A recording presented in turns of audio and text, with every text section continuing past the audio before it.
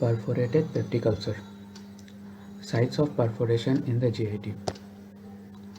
In peptic ulcer disease, the perforation occurs in the anterior wall of the first part of the duodenum, antrum, and the lesser curvature of the stomach.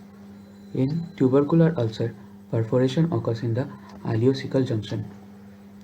In typhoid ulcer, perforation occurs in the terminal ileum. Perforation can also occur in acute appendicitis or also in Meckel's diverticulum.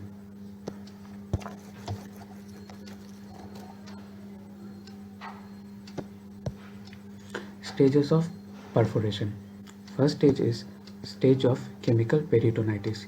Here, the stomach contents, including the acid, leak into the peritoneal cavity, causing chemical peritonitis, which then leads to severe pain, vomiting, tenderness, and tachycardia. This stage lasts for about 6 hours. Then comes stage of elution. Here, the peritoneum in turn secretes lots of fluid to neutralize the escape content, thus reducing the pain for some time. This stage lasts for about 3 to 6 hours. Then, in stage of diffuse bacterial peritonitis, bacteria migrate from the site of perforation, causing diffuse peritonitis. Here, the patient can develop features of shock, paralytic ileus, and Hippocratic facies can be seen at this stage. These are the stages of perforation.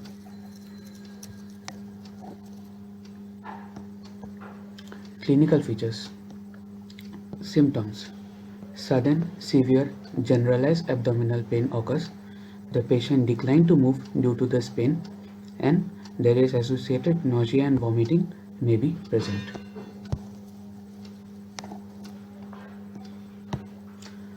On general examination, the patient is toxic with hypotension, tachycardia and tachypnea, and dehydration may be present.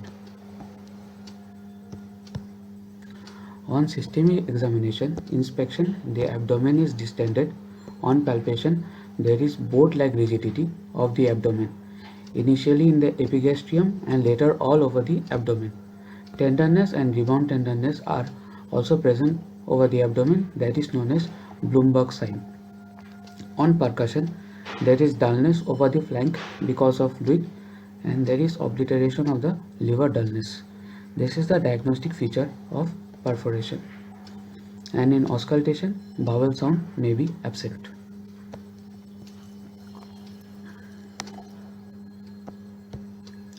Investigations we do is a plain X-ray abdomen anterior-posterior view with both domes of the diaphragm in erect posture. Ultrasonography of the whole abdomen, complete blood count, serum electrolytes, serum creatinine, serum urea, and CT scan abdomen. In this plain X-ray abdomen, we can see crescentic free gas shadow under the domes of the diaphragm, particularly the right dome of the diaphragm.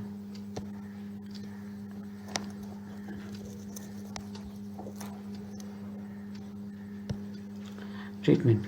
Initial treatment is immediate hospitalization, resuscitation, nothing by mouth, IV fluid administration, antibiotics, analgesics, nasogastric suction, and catheterization.